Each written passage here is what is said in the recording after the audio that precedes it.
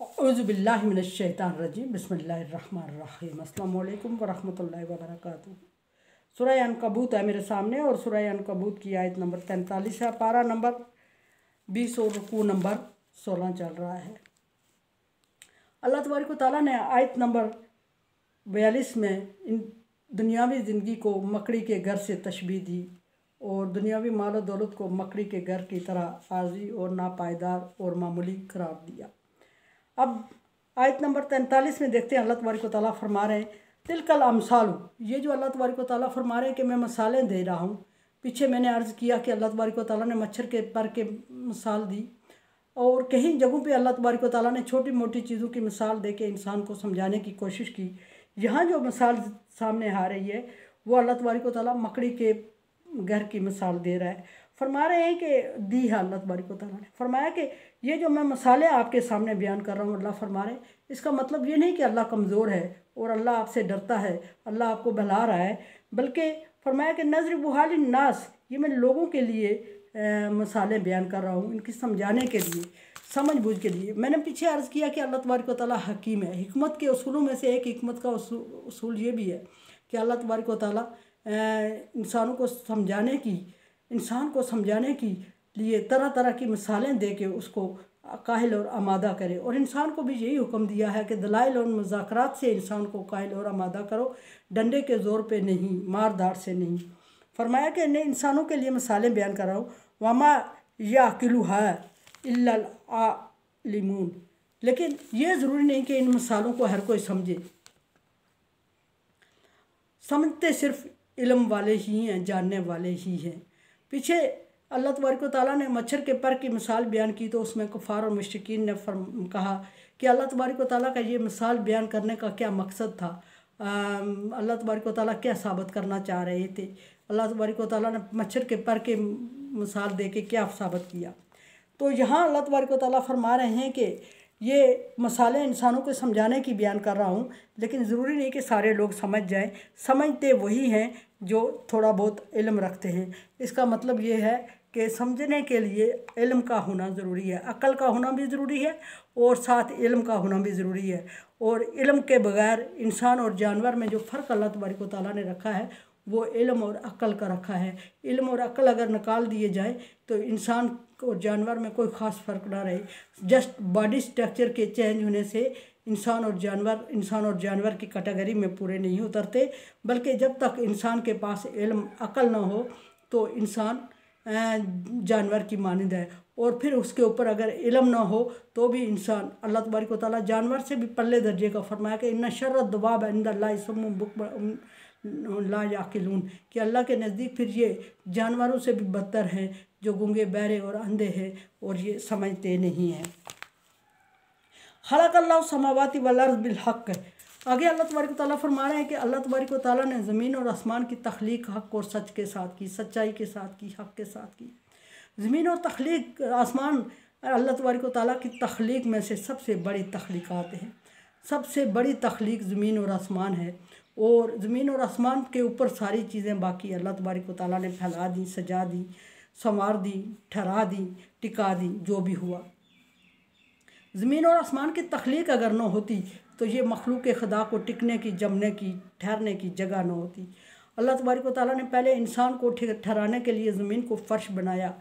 6 दिनों में अल्लाह तबारक व तआला ने ज़मीन और आसमान को तख्लीक किया और पहले ज़मीन को तख्लीक करके उसको मजबूत किया पहाड़ों के ज़रिए, ज़मीन झूलने लगी। तख्लीक किया तो ज़मीन में झूल आ गई, अल्लाह तबारक व तआला ने इससे पहाड़ों के ज़रिए मजबूत किया। फिर अल्लाह आसमान सुम्मस्तवा इला समाई, फिर अल्लाह तबारक व तआला आसमान की तरफ मुतवज्जह हुआ और आसमान को डेकोरेट बनाया, 7 आसमान को तय बतय बनाया। समावात 7 आसमान बनाए। 7 का मतलब ये कि छत को इंतहाई मजबूत बनाया, ज़मीन को मजबूत बना के कीलें गाड़ के मजबूत किया और छत को सतूनों के साथ बगैर सतूनों के मजबूत किया आसमान को। और फिर उसको सिर्फ मजबूत करके 7 बुर्ज लगा के नहीं छोड़ दिया, बल्कि इंसान की तबीयत के मुताबिक उसको डेकोरेट किया सूरज, चाँद और तारों से। फिर उस पर चलने के लिए सूरज, चाँद, तारों की मिकदार मुकर्रर कर दी। ये अल्लाह तबारक व तआला की हिकमत है, ये कुदरत है, इसको हिकमत कहते हैं। अल्लाह तबारक व तआला ने हिकमत से इन सारी चीज़ों को मुज़य्यन किया, मजबूत किया, खड़ा किया, ठहराया। और इंसान के ठहरने बैठने उठने की जगह बनाई, फिर छत बनाया इंसान के तहफ़्फ़ुज़ और आसूदगी के लिए, और फिर सच्चाई के हक़ के साथ पैदा किया। फिर उस पर अल्लाह तबारक व तआला ने जो सबसे कीमती और सबसे अशरफ मखलूक बनाई वो इंसान बनाया। फ़रिश्तों को भी फ़रिश्तों पर भी इंसान को फजीलत दी। फरमाया कि इन्नी जाइलुन फिल अर्ज़ि खलीफ़ा, मैं इंसान को ज़मीन में खलीफा बनाने लगा हूँ। फ़रिश्तों ने हैरत से पूछा अताजालु फ़ीहा मै युफ़सिदु यसफ़िकु दिमा नहनु नुसब्बिहु बिहम्दिका व नुक़द्दिसु लक, कि कत्ल व गारत और फितना फसाद करने वाले इंसान को खलीफा हमें छोड़ के, हालांकि हम तेरी तारीफ़ और तस्बीह बयान करते हैं। जवाब आया कि इन्नी आलमु मा ला तालमून, जो मैं जानता हूँ वो तुम नहीं जानते। मकसद ये था कि इंसान की ज़िम्मेदारी बड़ी है, और ज़िम्मेदारी ये बड़ी है कि इंसान ने ज़मीन को आबाद करना है और हक़ और सच के साथ करना है, और फिर मेरी इबादत भी करनी है। और फ़रिश्तों से फरमाया कि तुम लोग सिर्फ मेरी इबादत ही करोगे। सो जितना बड़ा टास्क दिया, इतनी बड़ी ज़िम्मेदारी दी, इतना बड़ा मुकाम भी दिया कि अशरफ किया, और फिर अशरफ किया तो खलीफा भी बना लिया। और फिर फरमाया कि खलक़नल इंसान अहसनी तक़वीम, इंसान को खूबसूरत और मज़बूत बनाया।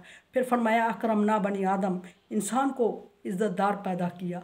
ये जो सारे स्टेटस अल्लाह तबारक व तआला ने इंसान के लिए पैदा किए, ये किसी और मखलूक के लिए नहीं पैदा किए। और यही वजह है कि इंसान का कड़ा इम्तिहान भी होता है, और इस इम्तिहान के मुताबिक और इस आजमाइश के मुताबिक इंसान को मुकाम भी मिलता है।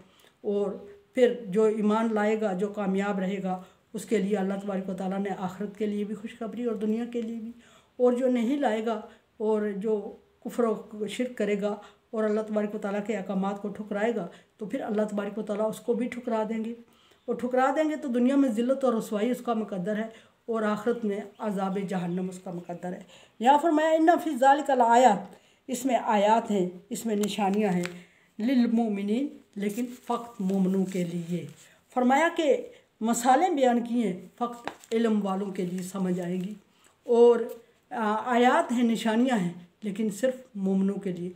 इसका मतलब है कि ये कुछ चीज़ें अल्लाह तबारक व तआला ने इंसानों में भी इल्म, अक़ल और ईमान ख़ास कर दिया है। जिसके पास ये कमी बेशी है, उसको उसी कमी बेशी के हिसाब से दर्जात से नवाजा जाएगा या कम कर दिया जाएगा। आज अल्लाह का शुक्र है, अल्हम्दुलिल्लाह सुम्मा अल्हम्दुलिल्लाह, पारा नंबर 20 मुकम्मल हुआ। और अल्लाह तबारक व तआला से दुआ है कि सही पढ़ने, समझने और अमल करने की तौफ़ीक अता फ़रमाए, और उस तरह काम ले जिस तरह वो चाहता है, और थोड़े को ज़्यादा अजर दे, थोड़े का ज़्यादा अजर दे, क्योंकि हम अपनी औकात के मुताबिक कर रहे हैं, अल्लाह तबारक व तआला की अता के मुताबिक कर रहे हैं, जितनी अता उसने दी है। कुरान समझे, देखे समझे और सब्सक्राइब करें, और सदका जारिया में मेरा साथ दें। अल्लाह तबारक व तआला का हुक्म तावनु अला बिर्रि व तक़वा, नेकी और भलाई के कामों में एक दूसरे से तावन करें। सो चैनल को सब्सक्राइब, शेयर और लाइक करके तावन करें।